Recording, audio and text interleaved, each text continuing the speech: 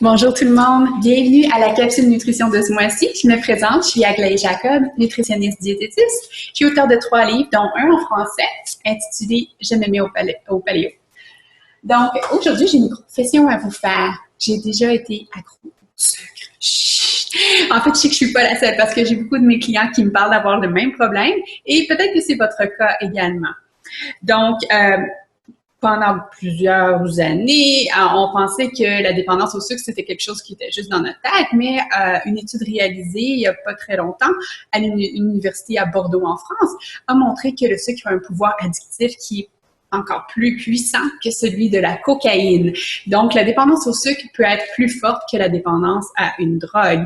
C'est assez surprenant, mais si vous l'avez déjà vécu, vous êtes en fait probablement pas trop surpris d'avoir ce résultat-là. Ce qui est triste, c'est qu'il y a des millions et des millions de personnes qui souffrent de dépendance au sucre et évidemment, ça contribue aux problèmes d'obésité, de maladies cardiovasculaires, de diabète de type 2, de certaines formes de cancer, en plus de causer beaucoup d'inflammation pour bien des gens, des problèmes digestifs, des problèmes avec nos niveaux d'énergie. Les Canadiens, en moyenne, consomment 110 grammes ou 26 cuillères à thé de sucre par jour. Donc, c'est un peu plus qu'une demi-tasse de sucre. Cette quantité-là inclut autant les sucres ajoutés que les sucres naturels, mais la plus grande partie de notre demi-tasse de sucre par jour provient malheureusement des aliments transformés et des sucres raffinés. Ça correspond à plus de 20% de nos calories. 1/5 de nos calories qui viennent du sucre. C'est complètement fou!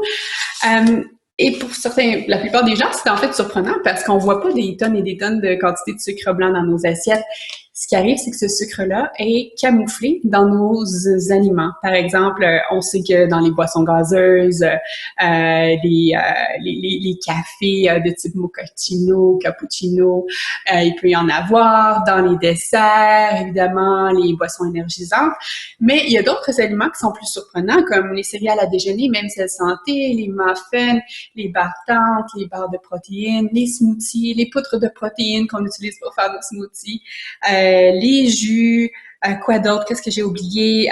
Les sauces tomates, les sauces, des autres types de sauces également, et des repas préparés, évidemment plusieurs repas qu'on retrouve au restaurant. Donc, le sucre est vraiment omniprésent et il faut faire un peu notre travail de détective. Mettez votre chapeau de détective lorsque vous lisez la liste d'ingrédients parce que souvent, on voit pas vraiment le mot sucre, on voit d'autres mots que l'industrie alimentaire utilise comme synonymes, tels que glucose, fructose, sucrose, sirop de maïs à haute teneur en fructose ou d'autres types de sirop, maltodextrine, sorbitol, maltitol. Donc, il y a vraiment beaucoup de mots qui peuvent indiquer la présence de sucre dans les aliments qu'on mange.